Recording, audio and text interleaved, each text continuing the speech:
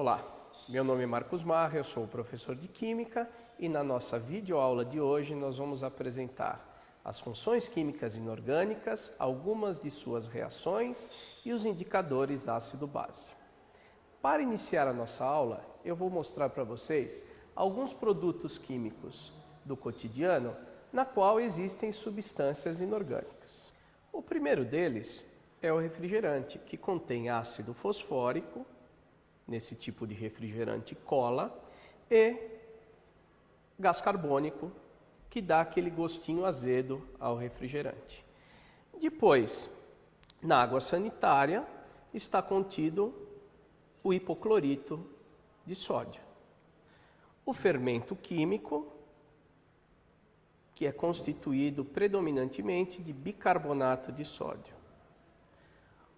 O sabão, que na sua composição leva a soda cáustica. E o leite de magnésia, que contém hidróxido de magnésio. Para a gente começar a falar das substâncias inorgânicas e das suas funções, eu vou iniciar pelo grupo que está contido no refrigerante tipo cola, os ácidos. Segundo Arrhenius, um ácido é toda substância que, quando interage com a água, sofre ionização, produzindo íons hidrogênios, H+, que também pode ser chamado de hidrônio, que é representado por H3O+, quando em solução. Um exemplo para vocês é o caso do ácido clorídrico em meio aquoso. Na primeira reação, você vê o ácido clorídrico reagindo com a água, formando H+ em meio aquoso e Cl- em meio aquoso. Uma outra representação é a formação do íon hidrônio, H3O+ aquoso e Cl- aquoso. Para que você não esqueça, segundo Arrhenius, todo ácido interagindo com água libera como cátion o íon H+. Para que a gente consiga classificar os ácidos, uma das maneiras é pelo número de hidrogênios ionizáveis. Quando um ácido apresenta um hidrogênio apenas, ele é determinado monoácido, como por exemplo o ácido iodídrico, HI, o ácido fluorídrico, HF, e o ácido cianídrico, HCN. Quando o ácido apresenta dois hidrogênios ionizáveis, como no caso do ácido sulfúrico, H2SO4, e H2S, o ácido sulfídrico, ele é classificado como sendo diácido. Já quando o número de hidrogênios ionizáveis é igual a 3, ele é denominado triácido, como no exemplo, o ácido bórico, H3BO3, e o ácido fosfórico, H3PO4. Além desses, pode haver tetraácidos, como no caso, o ácido pirofosfórico, H4P2O7. A segunda classificação dos ácidos é de acordo com a presença ou ausência de átomos de oxigênio. Quando ele não tem átomos de oxigênio na sua molécula, ele é classificado como hidrácido. Como exemplo, ácido iodídrico, ácido fluorídrico e ácido cianídrico, respectivamente HI, HF e HCN. No caso de haver a presença de átomos de oxigênio na molécula, a classificação desse ácido é a dioxiácido. No caso, H2SO4 e H3PO4 são exemplos desse tipo de ácido. A terceira classificação é de acordo com a força desse ácido, ou seu grau de ionização representado pela letra grega alfa. Quando o alfa é inferior a 5%, um ácido é classificado como fraco, como exemplo, o ácido cianídrico. Se o grau de ionização ele se encontra entre 5% e 50%, ele é classificado como moderado, como no caso do ácido fluorídrico. Já se o grau de ionização é superior a 50%, ele é classificado como forte, como no caso do HCl. Vale salientar que o alfa é uma relação matemática entre o número de moléculas ionizadas e o número total de moléculas, indicada, nesse caso, em percentual. Para que nós possamos mostrar na prática as diferenças entre a força dos ácidos, nós vamos fazer um experimento simples para a condução de eletricidade. Para que seja testada a condutividade e, portanto, a força do ácido, nós vamos lançar mão de uma fonte de energia e vamos verificar se a lâmpada vai ser acesa ou não. Caso a lâmpada seja acesa, isso significa que o ácido conduz bem a eletricidade, ou seja, ele é um eletrólito forte. Estamos testando o ácido sulfúrico e, como pode-se perceber, a lâmpada acendeu. Fazendo agora o teste para o ácido sulfídrico, que é um ácido considerado fraco, não deve haver condução de íons, portanto a lâmpada não deve ser acesa. Como se percebe, na presença de ácido sulfídrico, não há condução de eletricidade, porque ele é considerado um ácido fraco. Uma outra maneira de se identificar a presença de uma substância ácida é a utilização de indicadores do tipo ácido-base. Os indicadores ácido-base possuem um comportamento na presença de substâncias ácidas e um comportamento diferenciado na presença de substâncias básicas. Nós vamos fazer o teste com ácido sulfúrico e verificar a coloração resultante do encontro desse ácido com 4 indicadores: a fenolftaleína, o azul de bromotimol, o alaranjado de metila e o vermelho congo. A fenolftaleína em meio ácido, ela apresenta a coloração incolor. O azul de bromotimol em meio ácido é avermelhado. O alaranjado de metila em meio ácido é avermelhado também. Enquanto o vermelho congo em meio ácido tem a cor azul. No caso das substâncias básicas, segundo Arrhenius, são um grupo de substância que, ao reagir com a água, sofrem dissociação iônica, liberando como único íon a hidroxila, o íon OH- em solução aquosa. Para dar um exemplo, o hidróxido de sódio, aquela substância que estava presente no sabão de barra mostrado no início da aula. O hidróxido de sódio em meio aquoso se transforma em Na+, íon sódio em meio aquoso, e hidroxilas OH- também em meio aquoso. As bases podem ser classificadas de acordo com o número de hidroxilas liberadas em sua dissociação. Quando há a liberação de uma hidroxila, como no caso do hidróxido de prata, AgOH, é considerada uma monobase. Pode ser reconhecida como uma dibase, no caso do hidróxido de cálcio, CaOH2, quando são liberadas 2 hidroxilas. Uma tribase, no caso do hidróxido de ouro 3, AuOH3, quando são liberadas 3 hidroxilas. Ou uma tetrabase, no caso do hidróxido de platina 4, PtOH4, quando são liberadas 4 hidroxilas. Uma base também pode ser classificada de acordo com sua solubilidade em água. Solúvel, quando essa base for formada pelos cátions dos metais alcalinos e do amônio, como por exemplo o hidróxido de sódio e o próprio hidróxido de amônio.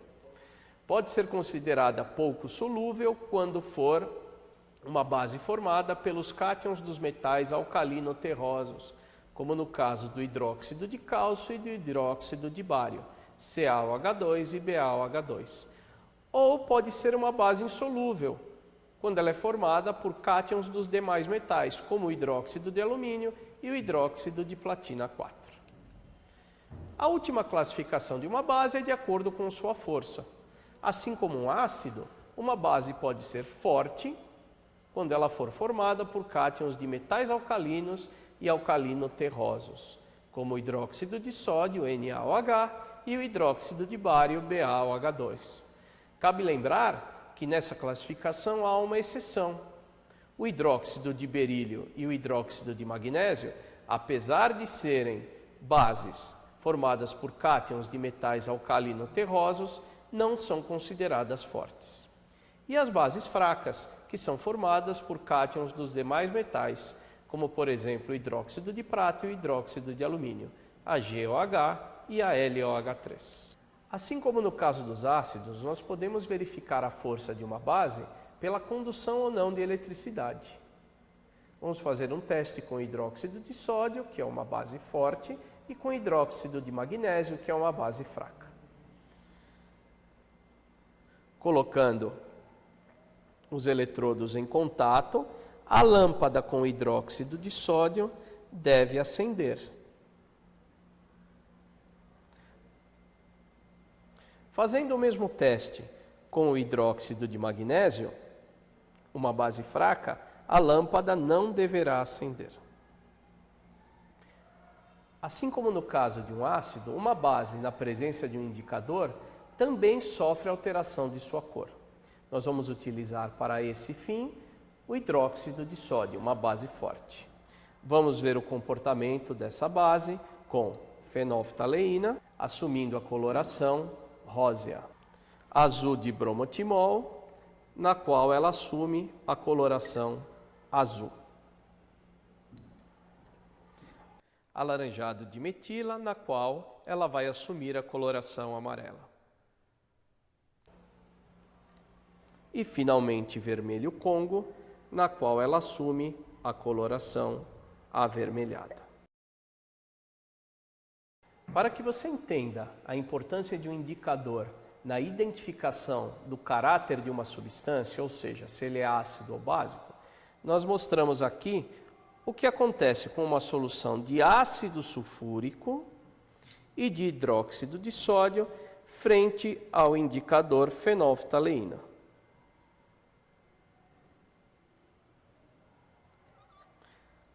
Ácido sulfúrico e hidróxido de sódio frente ao azul de bromotimol.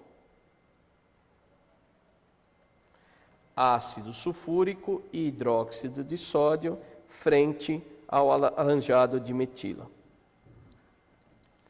E ácido sulfúrico e hidróxido de sódio frente ao vermelho Congo. Como você pode verificar aí na sua tela, nessa ilustração há a faixa de viragem dos indicadores que nós utilizamos na demonstração. A fenolftaleína, o azul de bromotimol, o alaranjado de metila e o vermelho Congo. Lembrando que quando a escala de pH é mais próxima de 0, mais ácida é a substância. E quanto mais próximo de 14, mais alcalina ou básica a substância. Para um exercício simples e prático de determinação do caráter de uma determinada substância e do seu pH aproximado, é possível, a partir de uma solução aquosa, interagi-la com os indicadores para que haja a definição do seu caráter de acordo com as faixas de pH existentes. Inicialmente, vamos fazer com que essa substância, que eu não conheço o caráter, interaja com a fenolftaleína. Ao interagir com a fenolftaleína, a aparência da substância foi incolor. A mesma substância, ao interagir com o azul de bromotimol, assume a coloração amarela.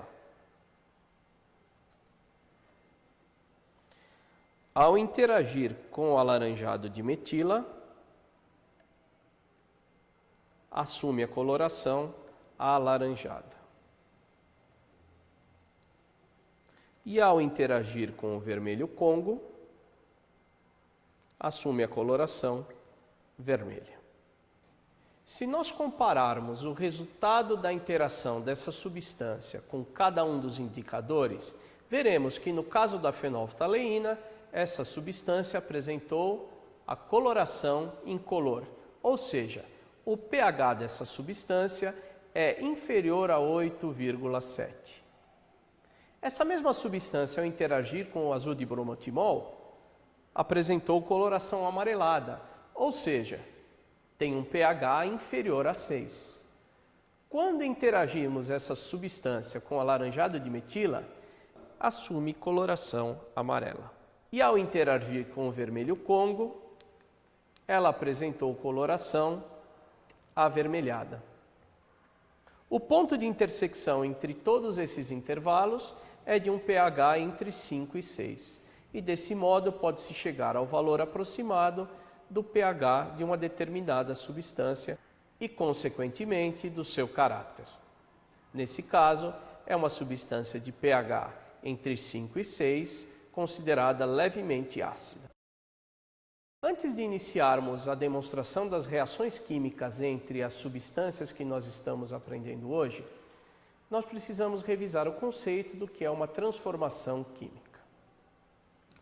Transformação química é um fenômeno no qual ocorre a formação de novas substâncias, ou seja, são formadas substâncias com propriedades diferentes das substâncias iniciais.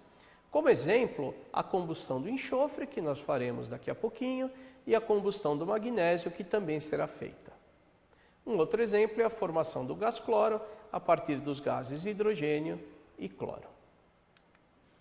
Você pode verificar no esquema, para esse exemplo da formação do gás clorídrico, HCl gasoso, a partir dos gases hidrogênio e cloro, que no início há moléculas de hidrogênio e moléculas de gás cloro. E após a transformação, essas moléculas já não são mais hidrogênio e cloro, e sim moléculas de cloreto de hidrogênio, com características diferentes daquelas iniciais. A próxima função a ser explicada é o óxido, um composto binário, ou seja, formado por dois diferentes elementos, dentre os quais o oxigênio é o elemento mais eletronegativo. Dando exemplo, o óxido de sódio, cuja fórmula química é Na2O, e o óxido de ferro, 3, cuja estrutura é representada por Fe2O3. De acordo com a classificação, um óxido pode ser ácido ou básico, dependendo do elemento que o acompanha. Quando um átomo de oxigênio é acompanhado por um elemento cujo caráter é não metálico, esse óxido é classificado como ácido e tem a característica molecular. Como exemplo, o anidrido sulfuroso, o SO2, e o anidrido carbônico ou gás carbônico, CO2. No caso do elemento oxigênio acompanhar um elemento de caráter metálico, ele é classificado como um óxido básico, tendo característica iônica. Como exemplo, o óxido de cálcio, CaO, e o óxido de potássio, K2O. Um óxido ácido é um óxido que tem a capacidade de reagir com água, formando um ácido.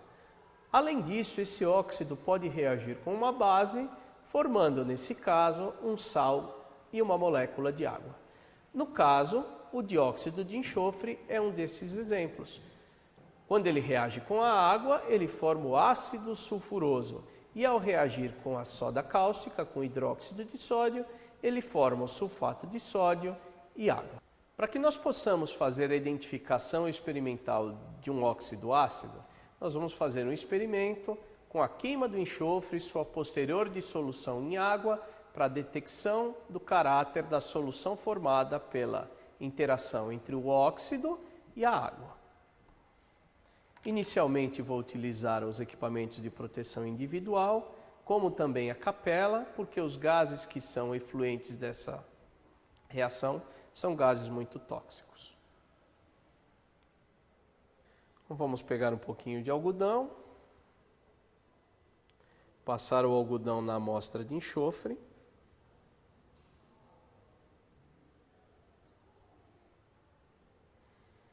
e queimar o enxofre que está nesse algodão. Colocá-lo dentro do Erlenmeyer para que ele entre em contato com a água e que acabe formando o produto da interação entre o óxido formado, o óxido de enxofre e a água. Vamos desligar por segurança o gás e agora fazer o teste com a fenolftaleína. Fenolftaleína, na presença de uma substância ácida, fica incolor, na presença de uma substância básica, assume a coloração rosa.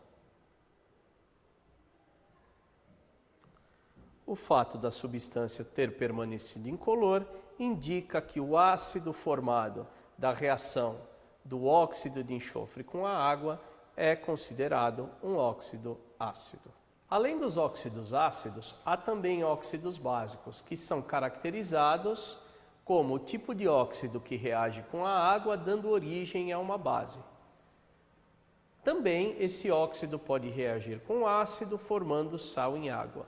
Como exemplo, o óxido de magnésio, que ao reagir com a água forma o hidróxido de magnésio. Esse mesmo óxido de magnésio, ao reagir com ácido sulfúrico, forma sulfato de magnésio e água. Para a demonstração da reação de um óxido básico com a água e formação de uma base, nós vamos fazer a queima do magnésio. A queima do magnésio é uma reação que libera energia em forma luminosa. Para isso, nós vamos de novo acender o bico de gás, pegar um punhadinho de magnésio,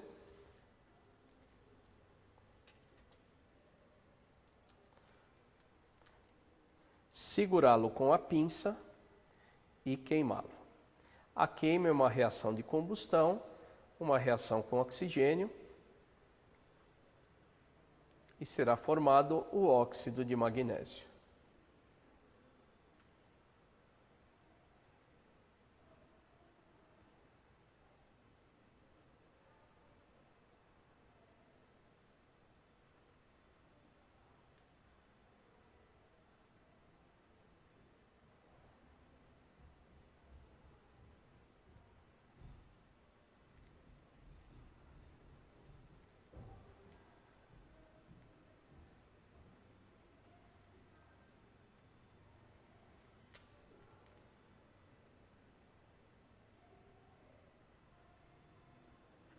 O óxido de magnésio, quando em contato com a água, forma o hidróxido de magnésio, ou seja, ele tem o caráter básico.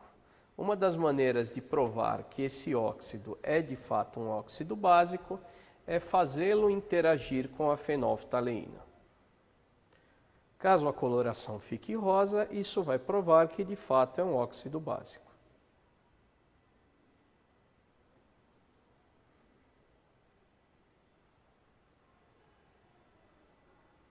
O último grupo a ser comentado é o grupo dos sais, os quais são compostos por um cátion proveniente de uma substância básica e um ânion proveniente de uma substância ácida.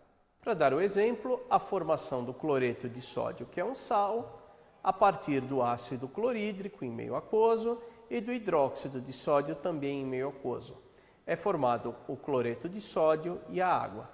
Perceba que o íon sódio Na+ é proveniente da base e que o íon cloreto Cl- é proveniente do ácido. Um outro exemplo de sal é o carbonato de cálcio, formado na reação do gás carbônico com o hidróxido de cálcio. O carbonato de cálcio sólido é formado além de mais uma molécula de água. Uma maneira bem fácil de mostrar a formação do carbonato de cálcio é reagir o gás carbônico proveniente da expiração humana com o hidróxido de cálcio. Nesse experimento, temos hidróxido de cálcio nessa proveta e eu vou transferi-la para o tubo de ensaio.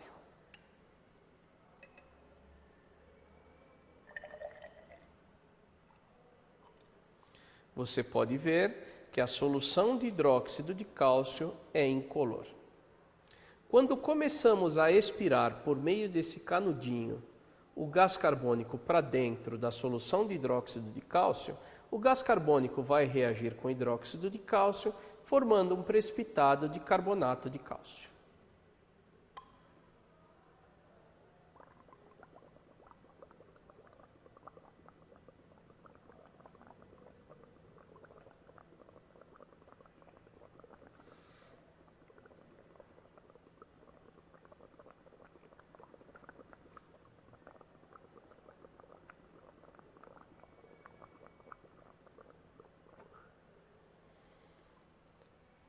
Comparando com a solução de hidróxido de cálcio inicial, que era incolor, você tem a formação do carbonato de cálcio, que leva essa solução meio turva.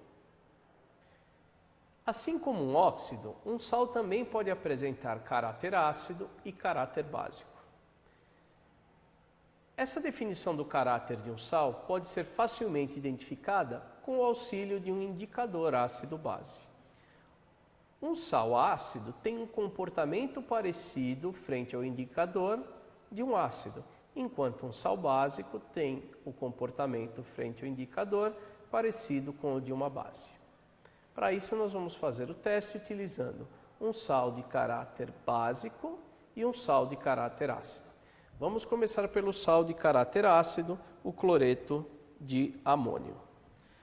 Cloreto de amônio comparado à fenolftaleína fica incolor. O cloreto de amônio frente ao azul de bromotimol assume a cor alaranjada. O cloreto de amônio frente ao alaranjado de metila assume a cor alaranjada. E o cloreto de amônio frente ao vermelho Congo assume a cor avermelhada. No caso de um sal básico, o bicarbonato de sódio, nós vamos efetuar o mesmo teste, no qual a fenolftaleína assume a cor rosa. O bicarbonato de sódio com o alaranjado de metila assume a cor laranja. Com o azul de bromotimol, o bicarbonato de sódio assume a cor azul. E frente ao vermelho Congo, o bicarbonato de sódio assume a cor avermelhada. Como você pode ver no esquema, um sal ácido tem um comportamento frente aos indicadores parecido com o ácido. pH menor do que 7, incolor frente à fenolftaleína, amarelo frente ao azul de bromotimol, vermelho frente ao alaranjado de metila e azul frente ao vermelho Congo. Em contrapartida, uma base tem um comportamento semelhante a de um sal básico.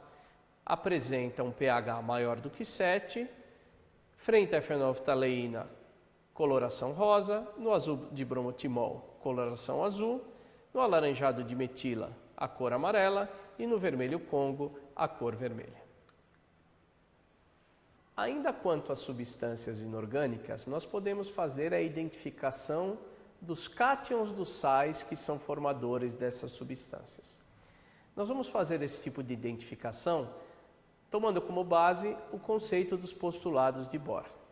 Se você está lembrado, os postulados de Bohr diziam que, ao absorver energia, os elétrons saltavam de um estado estacionário mais interno para um estado mais externo. E, ao retornarem, liberavam energia em forma de luz. A energia é liberada em diferentes comprimentos de onda, e é por isso que cada substância, de acordo com o cátion presente nesse sal, permite o teste da identificação pela diferença da cor desse sal. Se você quiser se aprofundar e fazer uma retomada dos postulados de Bohr, basta, no portal do ISME, procurar a videoaula Desenvolvimento dos Modelos Atômicos. Para iniciar o teste da chama, nós vamos acender o bico de gás, primeiro acendendo a chama e depois abrindo o gás para evitar acidentes. A cada nova aspersão do sal, nós perceberemos a mudança de coloração. No caso do sódio, a chama amarela. No caso do estrôncio, a chama vermelha. No caso do potássio, a chama rosa pálida. No caso do cobre, a chama de cor verde. E no caso do lítio, o vermelho intenso. Esperando que você tenha aproveitado bem essa aula, nós ficamos por aqui. Até a próxima videoaula. Tchau!